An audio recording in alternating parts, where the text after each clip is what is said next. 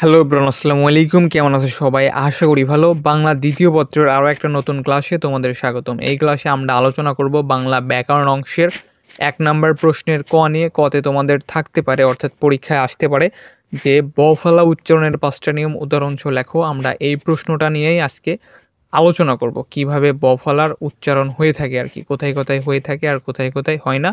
এই বিষয়টার উপরেই আমরা ৫টা নিয়ম নিয়ে আলোচনা করব। তো চলো আর বেশি করে না দেরি আজকের ক্লাস ভিডিওটা শুরু করি।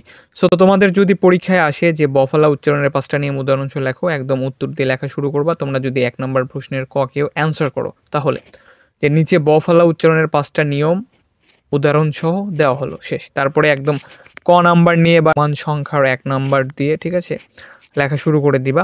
যে ক নাম্বার নিয়ম আমরা দেখব, আদ্য ব্যঞ্জন বর্ণে বফলা যুক্ত হলে সেই বফলার কোনো উচ্চারণ হয় না। অর্থাৎ শব্দের আদিতে ব্যঞ্জন বর্ণ আছে এবং তার সাথে বফলা যুক্ত হয়েছে, তখন হচ্ছে ওই বফলার উচ্চারণ হবে না। ঠিক আছে, যেমন দেখো যে একটা ব্যঞ্জন বর্ণে যে ধ হচ্ছে ব্যঞ্জন বর্ণ, তারপরে হচ্ছে ব যুক্ত হয়েছে, অর্থাৎ ধয়ের সাথে বয়ের যুক্ত হয়েছে, তারপরে দন্তের নয় ধ্বনি। এখানে কিন্তু ধয়ে বয়ে যুক্ত আছে, এই বটার হচ্ছে উচ্চারণ হবে না, ব হচ্ছে অনুচ্চারিত থাকবে। এটাই হচ্ছে নিয়ম, যে আদ্য ব্যঞ্জন বর্ণে বফলা যুক্ত হলে সেই বফলার কোনো উচ্চারণ হয় না। আমরা কিন্তু ধ্বনি উচ্চারণ করি না, আমরা উচ্চারণ করি হচ্ছে ধ্বনি, অর্থাৎ আমরা মুখে যেটা উচ্চারণ করি সেটাই আমরা হচ্ছে লিখবো, আর সেটাই হবে হচ্ছে সঠিক উচ্চারণ। ঠিক আছে, বানান, শুদ্ধ বানান আলাদা, উচ্চারণের বিষয়টা আলাদা। তাহলে আমরা ধ্বনি উচ্চারণ করতেছি, তাহলে ধ্বনি এটা কীরকম হবে? সঠিক হচ্ছে বানান হচ্ছে ধয়ে বয়ে যুক্ত দন্তের নয় হিস্যি ধ্বনি, কিন্তু আমরা মুখে উচ্চারণ করতেছি শুধু ধ্বনি, সেটাই আমাদের লিখতে হবে যে ধয়ে ওকার দন্তের নয় হিস্যি ধ্বনি। তারপরে আছে দেখো তয়ে বয়ে যুক্ত ক, ত্বক। এই বয়ের কোনো উচ্চারণ হবে না, ঠিক আছে, শুধু হবে ত্বক। তারপরে স্বদেশ দন্তের শয়ে বয়ে আছে, এই বয়ের উচ্চারণ হবে না, অর্থাৎ শব্দের আদিতে ব্যঞ্জন বর্ণের সাথে বফলা যুক্ত থাকলে সেই বয়ের উচ্চারণ হবে না। এটাই হচ্ছে নিয়ম। আর এখান থেকে তুমি হচ্ছে 2টা বা 3টা উদাহরণ দিয়ে দিলেই 1 মার্ক। একটা নিয়ম হলে 1 মার্ক দিয়ে দিবে স্যার, আর অবশ্যই কিন্তু উদাহরণ দিয়ে বুঝান লাগবে। সো ক নাম্বার নিয়ম গেল। এবার হচ্ছে আমরা খ নাম্বার নিয়ম দেখব। বাংলা দ্বিতীয় পত্রের ব্যাকরণ অংশের জন্য 100% কমন সাজেশন, 1 থেকে 7 পর্যন্ত অ্যান্সার সহ থাকবে। লাইক 1-এর ক থাকবে, 1-এর অথবা থাকবে, আবার 2-এর ক থাকবে, 2-এর অথবা থাকবে, এইভাবে সব কিছুই পিডিএফ আকারে থাকবে। আর এই সাজেশন পড়লে তোমার কোনো বই টই পড়া লাগবে না, শুধু সাজেশনটা কমপ্লিট করলেই হয়ে যাবে। পরীক্ষায় নিজে না ভুল করলে এখানে 1 থেকে 7 পর্যন্ত 40-এ 40 পাওয়া সম্ভব এই সাজেশন পড়ে। যারা নিতে চাও মাত্র 100 টাকা দিয়ে নিতে পারবা। হোয়াটসঅ্যাপ নাম্বার দেওয়া হলো, এই নাম্বারে যোগাযোগ করবে। শব্দের মধ্যে কিংবা শেষে বফলা থাকলে সংযুক্ত বর্ণের দ্বিত্ব উচ্চারণ ঘটে থাকে, অর্থাৎ শব্দের মাঝে বা শেষে যদি বফলা থাকে, অর্থাৎ কোনো ব্যঞ্জন বর্ণের সাথে যদি বফলা যুক্ত থাকে, তাহলে সেটার দ্বিত্ব উচ্চারণ হবে। দ্বিত্ব মানে হচ্ছে 2বার উচ্চারণ হবে। ঠিক আছে, আর যেমন হচ্ছে বিশ্ব, বয়ে হিস্যি তালিবুস্য হবে।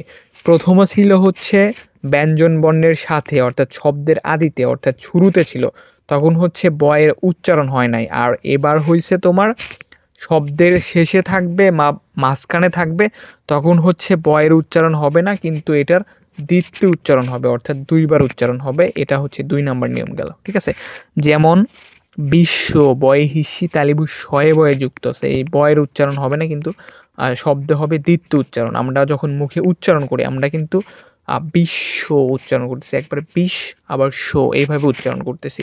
তারপরে কি বিদ্যান, একবার বিদ উচ্চারণ করতেছি, তারপরে দান উচ্চারণ করতেছি, এই যে দ্বিত্ব হচ্ছে বিদ্যান।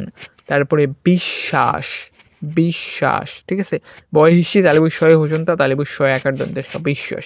সো এইভাবে হচ্ছে নিয়মগুলো লিখে এরকমভাবে 2টা করে বা 3টা করে উদাহরণ দিলেই হয়ে যাবে আর কি। ঠিক আছে, তাহলে 2টা নিয়ম কিন্তু আলাদা আলাদা গেল। বয়ের উচ্চারণ কোথাও হইল না, একবার হচ্ছে শব্দের প্রথমে ছিল তখন হচ্ছে ব অনুচ্চারিত হয়েছে, অর্থাৎ উচ্চারণ হয় নাই। আবার হচ্ছে মাঝখানে আসছে বা শেষে আসছে, তখন হচ্ছে দ্বিত্ব হয়েছে। এবার হচ্ছে আমরা গ নাম্বার নিয়মটা দেখব, যে উপসর্গযোগে গঠিত শব্দের খণ্ডত্ব বা দয়ের সঙ্গে ব ফলার ব বাংলা উচ্চারণে লুপ্ত হয় না, অর্থাৎ যেরকম আছে ওইরকমই থাকে। ঠিক আছে, কোনো কিছু পরিবর্তন হয় না। যেমন উদ্বেগ, উদ্বেগ এরকমই হবে। উদ্বোধন, উদ্বোধন। উদ্বাস্তু, এই বয় হচ্ছে এখানে উচ্চারণ হবে আর কি, ঠিক আছে। এটাই হচ্ছে নিয়ম, যে উপসর্গযোগে যদি থাকে বা খণ্ড ত এর জায়গায় দ থাকে, তাহলে হচ্ছে ব উচ্চারণ লুপ্ত হয় না, পরিবর্তন হবে না, ওইরকমই থাকবে, কিন্তু আমাদের হোসন্ত দিতে হবে, ঠিক আছে, বা হয় দিতে হবে, যেমন উদ্বেগ, উদ্বোধন, উদ্বাস্তু, এইভাবে। এবার হচ্ছে আমরা 4 নাম্বার নিয়ম দেখব। 4 নাম্বার নিয়মে কি বলা আছে, বাংলা শব্দে ক থেকে সন্ধির সূত্রে আগত গ এর সাথে ব ফলা যুক্ত হলে ব এর উচ্চারণ অপরিবর্তিত থাকে, অর্থাৎ ব এর উচ্চারণ পরিবর্তন হবে না। নিয়মটা কিরকম ছিল, বাংলা শব্দে ক থেকে সন্ধির সূত্রে আগত গ এর সাথে ব ফলা যুক্ত হলে ব এর উচ্চারণ অপরিবর্তিত থাকবে, অর্থাৎ পরিবর্তন হবে না। যেমন দিক বেদিক, দিক বেদিক, দিক বলয়, এই ব এর উচ্চারণ ওই রকমই থাকবে, কোনো কিছু পরিবর্তন হবে না, ঠিক আছে। দিক বিজয় ইত্যাদি। সো এইভাবে হচ্ছে 2টা করে উদাহরণ দিলেই হয়ে যাবে। সো এবার হচ্ছে আমরা 5 নাম্বার নিয়মটা দেখব, অর্থাৎ ও নাম্বারটা দেখব।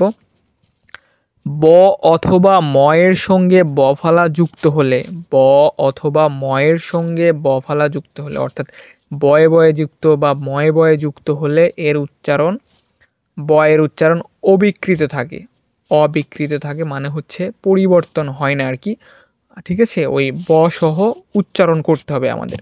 যেমন 90, এই যে বয়ে বয়ে যুক্ত আছে, ঠিক আছে, 90, দন্তে নু, বয়ে হসন্ত, বয়ে ওকার হস্যই, 90, সাবাস, ঠিক আছে, বা সাব্বাস, তালিবুস্য একার, বয়ে বয়ে যুক্ত আকার, তালিবুস্য, সাব্বাস। আর একটা জিনিস তোমাদের শিখিয়ে দিই, সবসময় হচ্ছে বড় স হয়, অর্থাৎ তালিবুস্য হয় যদি মূর্ধন্য স থাকে, দন্তের স থাকে, ঠিক আছে। সঠিক উচ্চারণের সময় আমরা যখন খাতায় লিখবো সঠিক উচ্চারণ, তখন হচ্ছে তালিবুস্য হবে, ঠিক আছে, এটা একটু মাথায় রাখো। আচ্ছা, সাব্বাস গেল। তারপর হচ্ছে লম্বা, এই যে ময়ে বয়ে যুক্ত আছে, সরি লম্ব, এই যে লম্ব, এইভাবে হবে আর কি। সো 5টা নিয়ম হচ্ছে 5 ধরনের ছিল। প্রথম নিয়ম ছিল যে আদ্য ব্যঞ্জন বর্ণে, অর্থাৎ শব্দের আদিতে যদি ব্যঞ্জন বর্ণ থাকে তার সাথে যদি ব যুক্ত থাকে তাহলে এই ব এর উচ্চারণ হবে না। আর দ্বিতীয় নিয়ম ছিল হচ্ছে শব্দের মধ্যে কিংবা শেষে ব থাকলে, অর্থাৎ ব এর সাথে যুক্ত থাকলে সেটার দ্বিতীয় উচ্চারণ হবে। আর একটা ছিল উপসর্গযোগে, অর্থাৎ উপসর্গের সাথে যদি মানে খণ্ডত্ব বা দ এর সঙ্গে ব ফলা হয় তাহলে ব এর উচ্চারণ লুপ্ত হয়, মানে ওই রকমই থাকবে আর কি, পরিবর্তন হবে না, ঠিক আছে। এই তো। আর একটা ছিল হচ্ছে বাংলা শব্দে ক থেকে সন্ধির সূত্রে আগত গ এর সাথে ব ফলা যুক্ত থাকলে ব অপরিবর্তিত হবে, অর্থাৎ উচ্চারণ ওইটাই হবে আর কি।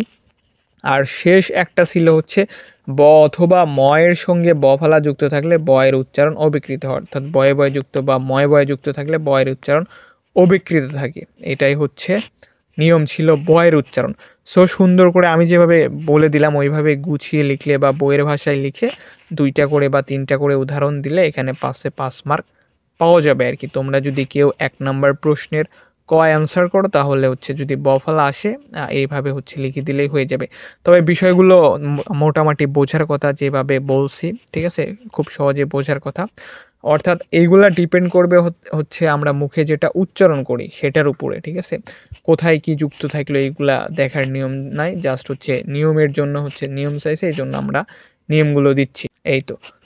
সো এইভাবে পড়ো, যেভাবে বলে দিলাম ইনশাল্লাহ খুব সহজেই লিখতে পারবা।